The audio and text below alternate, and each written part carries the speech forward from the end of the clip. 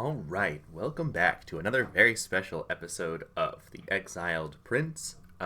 This one should be a little bit shorter than our last one, which, after I saw how long that one ran, I'll be splitting the catch-up up into more parts than I thought. Plus, it's fun for me to record them like this, so that should work just fine. This one isn't really going to cover any events. This is just going to be a little overview of who all is in the Un-Hive at the moment, because you can see we've grown a bit since it was just Skri and Fiona running around the swamp together. This picture is a group shot that I took around the time that the last episode ended. It actually was supposed to have... It was supposed to be in the last episode. Perry is missing from it. That's, if you remember in the last one, I was surprised that a picture of her was there. That's because it was supposed to be, oh, hey, Perry is also here and not in the group shot, but then I didn't have the group shot. So here is everyone. You'll see in this episode that Skri also has a brand new robotic leg, which we'll touch on in the next catch-up, which overlaps chronologically with the last one because I plan these well. And you can see, you'll see it closer when we look at specific people, but you can see some of our members are starting to have this kind of thick, light gray armor. This is the modded Hive armor that the majority of our people are going to be wearing for the foreseeable future. Very excited about some of it, especially for the soldier drones, because, well, we'll talk about that when we unlock that armor. So, looking at our first member, we have Skri. He was my starting character. We got Hive Prince. Before I move into the other teammates, just to touch on like how, I got some audience questions early on in the blog about how the characters were being kind of designed and if that was something I was doing or something the game was doing. And the answer to that is that it's a mixture. There are some recruits, some characters like your first character, and generic recruits that you find who are just kind of randomly generated characters based on stock traits. And those take you to a character editor when you recruit them, so you can see, you might have seen in like screenshots in the blog that when I encounter a character, sometimes they look or are named different than what they are once I have them, because it lets me schlorp them around. Kenshi has a very, very goofy character editor. You can do a lot of strange sliders. Then there are some characters who are unique characters that you get as is when you recruit them. They're named, they have unique dialogue. You don't change them unless you take them to a plastic surgeon. And then there are also some characters that are unique but do let you customize them. And so I don't touch those too much, just because it's nice to have the unique characters. And then also sometimes when you free slaves, you don't get to edit them. So you'll see in the next catch up that we're gonna collect a bunch of generic looking people because I didn't edit them when I got them. So here is Skri. He was very stealthy until he lost his leg. And you can see he's got his sassy pose that I've modded in, wearing his ninja rags. He has our Hive helmet on. In terms of character traits, I think I wrote at the beginning of the blog that he was exiled for like surveying the opinions of the worker and soldier drones, and the Hive kicked him out for that. And so I'm kind of I've dialed back a little bit on actually writing narrative in the context of the blog, but I'm kind of playing his trajectory that he's going out into the world and seeing all the horrendous injustices that exist in the setting of Kenshi, and has decided to write a lot of them, which is giving me an excuse to do my usual anti-slaver, anti-holy nation playthrough that I have done before, but not for an audience, so didn't count, obviously. So moving on to the first person we recruited, this is Fiona.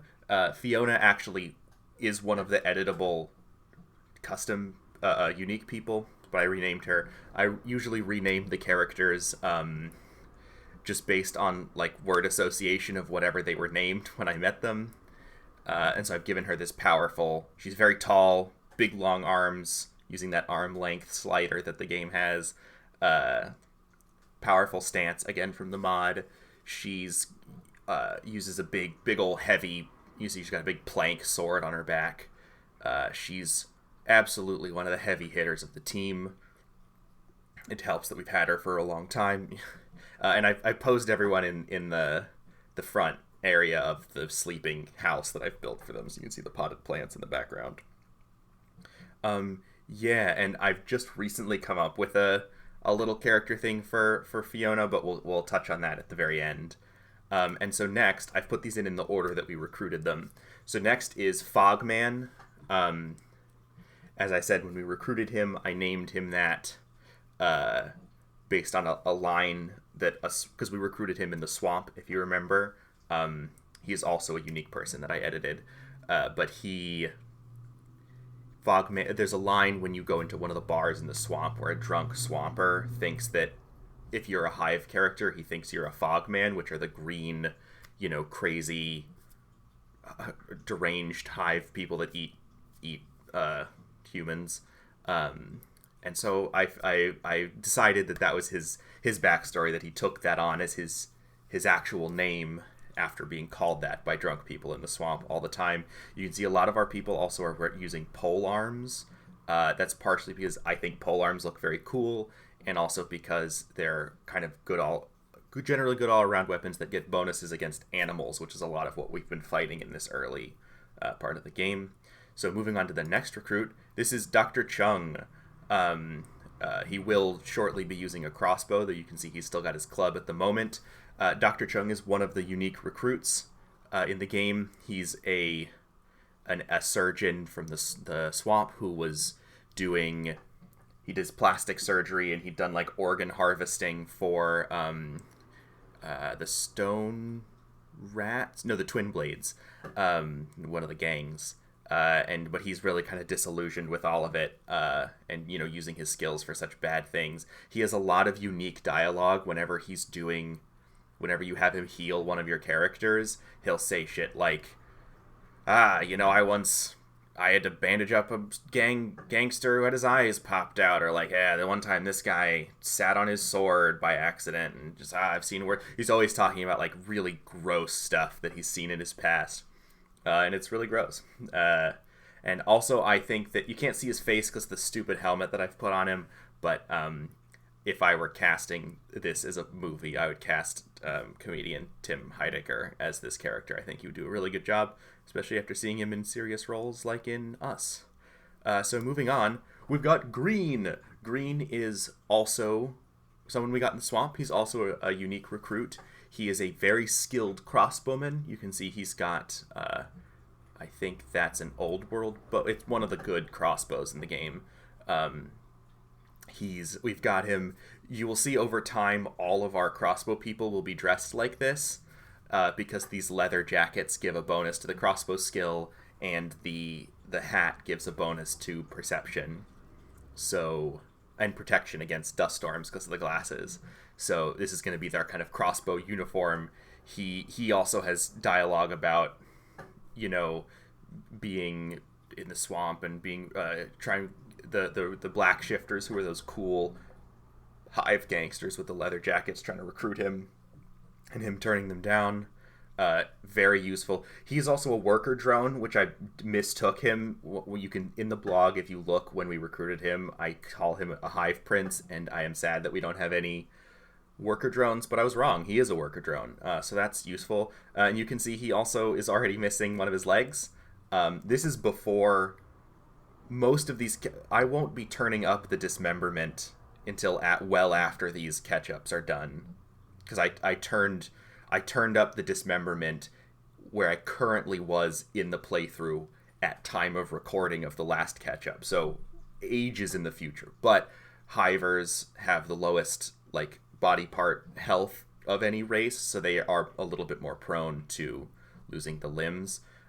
Also, I don't know if I said, just throwing in random information in the middle of this team episode, the metric that I've been using to in terms of how we recruit people is I will pay for Hive recruits, and I will take any other recruits that are free.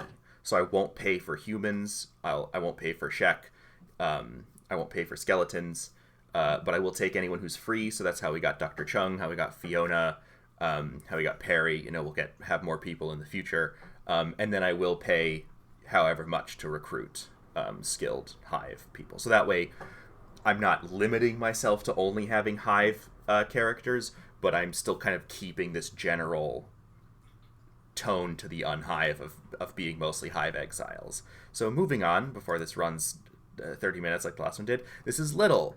We recruited him early on. He was a generic recruit that was good at cooking. I made him real big because I thought it was funny because his name was Little. Also a Hive prince. And look at him. He's just a big, laid-back, friendly man. I think that he's... Again, the dialogue they actually have is all generic, so there's not... they have a broad... As I said in the last episode, a broad, like, this guy has the strong personality, or this guy has the cowardly personality, or this guy has the thug personality. But they don't really have much defining them beyond that, so it's all just sort of my head canons, to use that term. So I think he's just a big friendly cook guy. He makes nice food for the team, which in this zone is mostly, I forget what I think it's mostly cooked. It's mostly vegetables. He's cooking vegetables and making food cubes out of vegetables and bread. And so next up we have, this is Human, who was another prince that we recruited. He's a little awkward, a little uncomfortable. You can see trying to blend in. I have, as the playthrough progressed, dressed him in the same Hive armor that everyone else is wearing, but I think that I'm going to switch to having him wear normal people armor to keep it with the theme of, like, this is an awkward Hiver trying to blend in. Again, I don't know how closely you're watching, but all these guys are missing a leg or something at the moment. These even with the rare dismemberment, the Hivers are pretty prone to losing limbs. So next up we have Rumi. I think Rumi was the first person to lose a limb. You might remember, or other than Skri lost his arm, but it was one of the first people to lose a limb. You might remember him lying on his face in the floor in when we were in that city in the bone fields, because we didn't have any limbs for him. We had to just have Fiona carry him around over her shoulder. Also, another random things occurring to me as I talk about each one. I've been using, like, he/him pronouns for all the Hivers, but as far as I know, the Hivers don't have gender. They're just genderless bug people. So, there's that, I guess. Other than them calling, I guess there's the queen and the princes. I don't know. Who's to say? And then here's Ray. Ray is currently our only soldier drone, though we will get a couple more. We've got him with the big plank weapon as well, like Fiona, and he's wearing the mid version of this Hive armor. In vanilla Kenshi, in the normal game, Hive soldiers can't wear any headgear because of their big old hammerhead faces. But the mod that I'm using has a version of this armor that is the chest armor, but it includes a faceplate for it, for the soldier drone. So I'm very excited for that. I always was sad that the cool hammerhead guys couldn't wear anything on their head, and so we're gonna get cool custom faceplates just for them. I'm very excited. And he can't talk. I don't know if you remember when we recruited him, but he was a slave who had had his tongue cut out, and we bought him from his master, who was very angry about it. Okay, moving on. This is Hiroto. Hiroto is a slave, also a Hive prince, but you can see that I took this screenshot when I had just saved the game, so it says save successful. Hiroto was a slave that we freed when we were at the slave market as well. We purchased him normally. Hopefully in the future we'll be, as I said, freeing them the fun way, which is, of course, killing the slave masters and freeing all the slaves. And so, yeah, there he is. Not much to say about him. Little guy, uses a sword. Um, and I skipped over Ray, but Ray is also a unique recruit that's like special, and we didn't name him. This guy's generic, but I didn't edit him because he was a freed slave. Moving on. Oh, this is fic.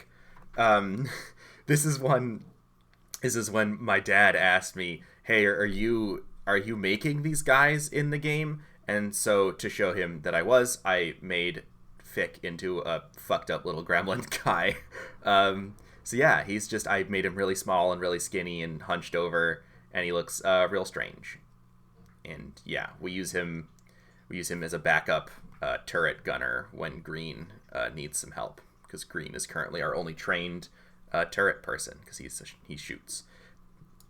Okay, and then this is Jafar. He's also generic.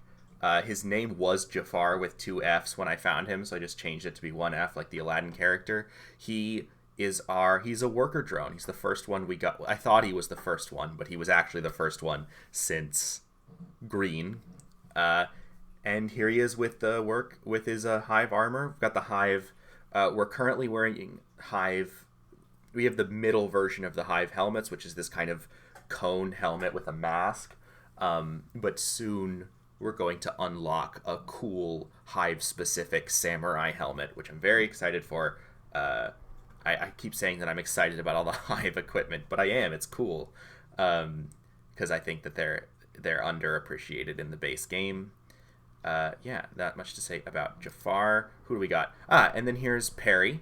As you saw in the last one, Perry is a Holy Nation outlaw that we saved from being crippled on the ground in the jungle after a run-in with some wildlife. And we took her in, and she's well on her way to being an incredibly masterful armor and weaponsmith. She's going to be making top quality equipment for the team for the foreseeable future. And she, like Dr. Chung, will shortly be trained as a crossbow person, because crossbows are very powerful in this game. Because it's modeled after, the weapons are modeled after, feudal Japan, where no one used shields. So you just shoot them with bolts. And I think then it's just... Yeah, and here's Biff. Here's little Biff. He loves walls.